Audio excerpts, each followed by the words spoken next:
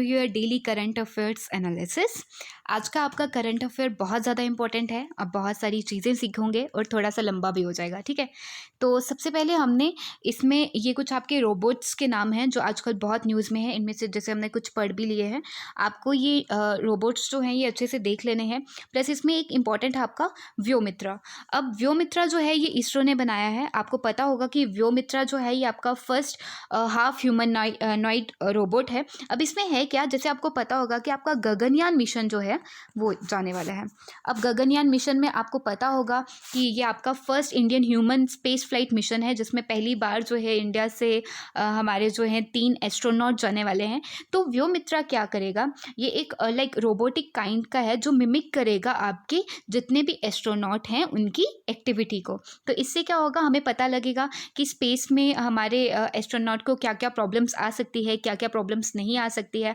अगर आपको कल जैसे हमने पढ़ा था, कल हमने मोम पढ़ा था, ठीक है। मोम में मैंने आपको बताया था कि आपका कौन सा उसमें लॉन्चर यूज़ हुआ है, तो आपका PSLV यूज़ हुआ है। तो वैसे ही आपका गगनयान में पूछ सकते हैं कौन सा लॉन्चर यूज़ हुआ है, तो गगनयान में आपका GSLV Mk3 जो है वो यूज़ हुआ है। तो ये इसमें कुछ एक इम्पॉर्टेंट फैक्ट थे। और ये रोबोट जो है ये सारे ही इंपॉर्टेंट है। एक एक करके हम रोज़ तो डिस्कस नहीं कर पाएंगे, पर एक एक करके रोज़ लिया करेंगे, ओके। उसके बाद नेक्स्ट न्यूज़ देख लेते हैं। Ravi Mittal was appointed the new secretary of ministry of youth affairs and sports replacing Radheshyam Julaniya. तो पूछ सकते हैं, आप ध्यान में रखिएगा इस न्यूज़ को भी। सेकेंड न्यूज़ देख लेते हैं। Air India chief Rajiv Bansal has been promoted to the secretary level rank. तो इनको प्रमोट कर दिया गया है सेक्रेटरी लेवल रैंक पे, ठीक है। Okay, the government appointed Pradeep Kumar Tripathi as a secretary of steel. इनको स्टील का कर दिया। आज आपके सारे मोस्टली वन लाइनर ही आ रहे हैं, ठीक है।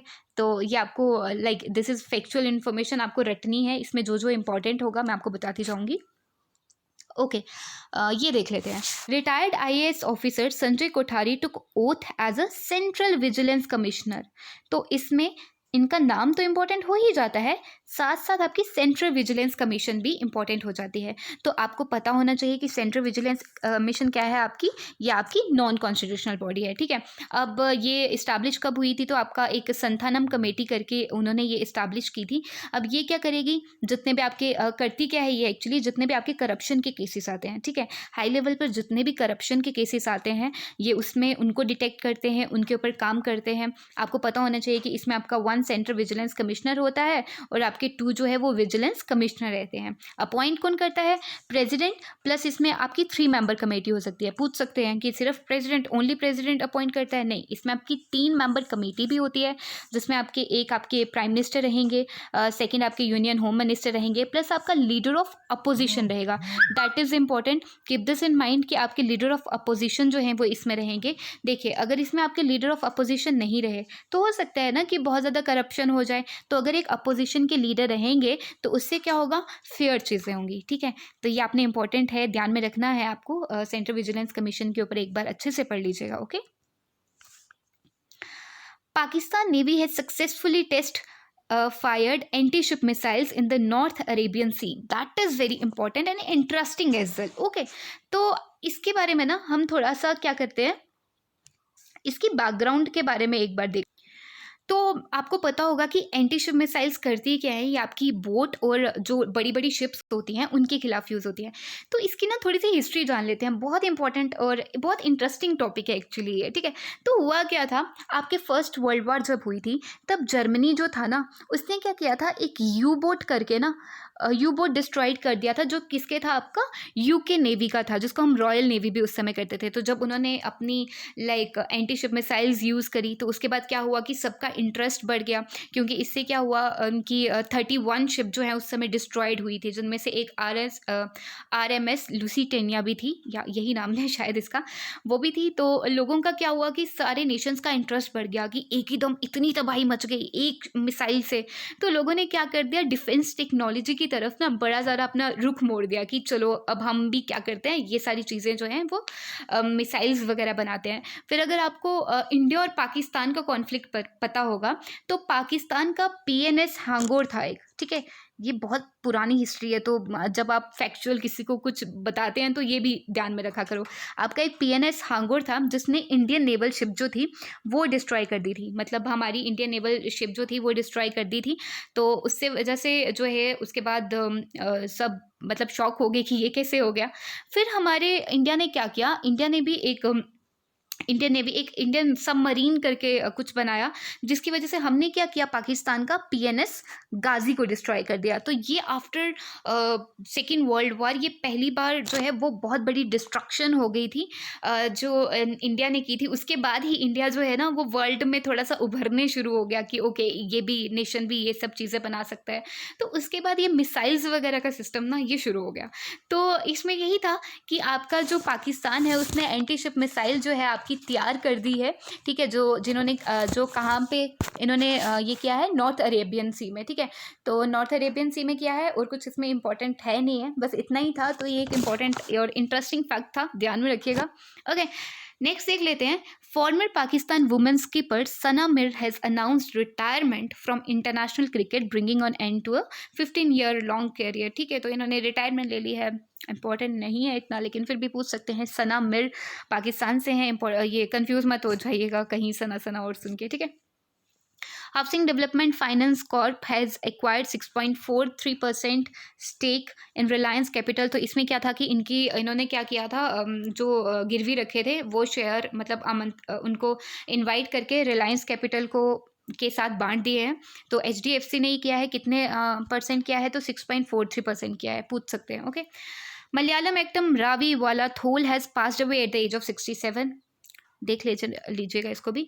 रिनाउंड राइटर एंड पोइट उत्तम टुपे डाइड इन पुणे। तो ये इनकी मैंने भी बहुत सारी बुक्स पढ़ी हैं, तो ये पास अवे हो चुके हैं। इन्होंने आई थिंक 16 नॉवेल्स लिखे थे, ठीक है, 16 नॉवेल्स लिखे हैं और बहुत ज़्यादा शॉर्ट स्टोरीज तो बहुत ज़्यादा लिखी है। आपको शॉर्ट स्टोरीज और नॉवेल्स के बारे में भी आई थिंक पता होगा। शॉर्ट स्टोरीज, नॉवेल्स एंड एक कौन सा होता है आपका, नोवेला होता है, ठीक है।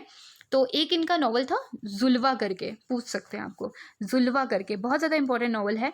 तो ये जो है वो इन्होंने लिखा हुआ है, इसकी एक इसके ऊपर एक मूवी भी आई है, मुझे उसका नाम याद नहीं आ रहा, लेकिन ये जुल्वा करके एक नॉवल है, ये प्लीज़ आप देख लीजिएगा। लास्ट देख लेते हैं। Corona virus survivor Kanika Kapoor has become the most searchable female celebrity. तो जी कनिका कपूर जी बहुत फेमस हो चुकी हैं, तो इनको ये बहुत ज़्यादा सर्च किया है लोगों ने, कौन है कनिका कपूर, क्योंकि जो न्यूज़ में रहते हैं वो ऑडियंस वो बिकता है। ओके, तो यही है कि जो दिखेगा वही बिकेगा। तो ये आपके कल के सवालों के जवाब, option D and option D. Okay, आज के क्वेश्चंस देख लेते हैं। ओके, ये आपका क्वेश्चन जो है ये टीम ने इसलिए ये क्वेश्चन आपका इसलिए यहाँ पे डाला है क्योंकि ये बहुत ज़्यादा इंपॉर्टेंट न्यूज़ थी। तो हमने सोचा कि आप भी इसके ऊपर थोड़ा बहुत पढ़िए, इसलिए हमने ये यहाँ डाल दिया, लेकिन मैं फिर भी आपको ना थोड़ा सा एक्सप्लेन कर दूंगी। RBI has opened special liquidity facility for mutual funds from April 27 में। देखिए, सबसे पहले आपको ना इसमें एक चीज़ पता होनी चाहिए, सॉरी, कि आपके म्यूचुअल फंड्स होते क्या हैं, ठीक है। तो देखिए एक शॉर्ट सी एग्जांपल्स लेके समझते हैं कि आपके म्यूचुअल फंड होता क्या है। जैसे सपोज आपने एक बास्केट खरीदी, ठीक है, आपने एक बास्केट खरीदी और आपके पास 1000 रुपया है। आपने उस बास्केट में क्या किया, लाइक 200 रुपये की 5 चीज़ें खरीद ली, ठीक है। अब आपने ये सारी चीज़ें क्या खरीदी, ये सारा आपने आम खरीद लिए। एक बहुत इंटरेस्टिंग फैक्ट है, प्लीज़ ध्यान से समझिएगा। आपने क्या कर दिया, इसके आम खरीद लिए। अब गर्मी का सीज़न है, आपने ये आम बाहर रखे हुए हैं, लॉकडाउन चल रहा है, तो अब आपको टाइम नहीं मिल रहा जाके आम खाने का। तो ये आम क्या हुए, सारे के सारे आम आपके सड़ गए, ठीक है, ये सारे के सारे आम खराब हो गए। लेकिन जब आप, ये था आपका सिर्फ फंड्स का, ठीक है, ये एक एग्जांपल मैंने दी, लेकिन आपका म्यूचुअल फंड में क्या होगा, ये एक आम शेयर्स की एग्जांपल थी जो मैंने अभी आपको आम वाली एग्जांपल दी, लेकिन म्यूचुअल फंड में क्या होगा, आपके पास दोबारा 1000 रुपये है, ठीक है, आपके पास अगेन 1000 रुपये है।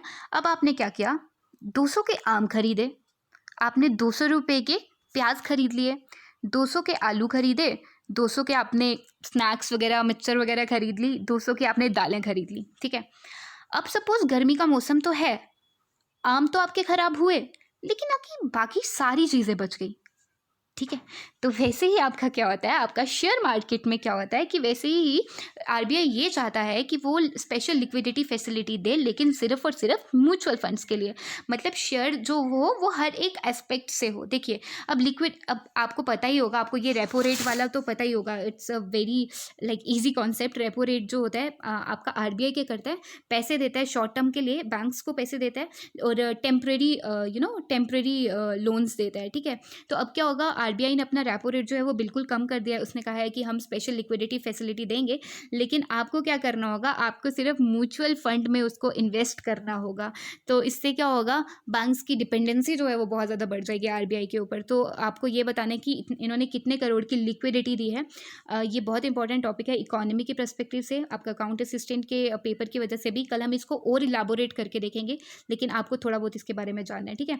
तो आपको इसमें पता होगा कि एक आपका एसएलएफ होता है, स्पेशल लिक्विडिटी फंड। ठीक है। वैसे ही आपका रेपो रेट होता है। तो अभी आपका यहाँ पे म्यूचुअल फंड की बात की गई है, तो आपको इन्होंने कहा ही है कि बैंकिंग को किस में इन्वेस्ट करना होगा, सिर्फ उन्हीं को ये लोन्स देंगे जो म्यूचुअल फंड में इसको इन्वेस्ट करें। तो प्लीज़ आप इसको अच्छे से देख लीजिएगा। ओके। ये आज आर्टिकल भी आया है और कल की न्यूज़ भी आया है, तो दोनों पढ़ लेना। नेक्स्ट देख लेते हैं, which among the following has been developed as bio suit for doctors paramedic engaged in treating कोविड-19। तो आपको बताना है किसने इन्वेंट किया है। तो यही था आज का लेक्चर। बहुत इंपॉर्टेंट था। Please do like share and subscribe. Thank you so much for your watching.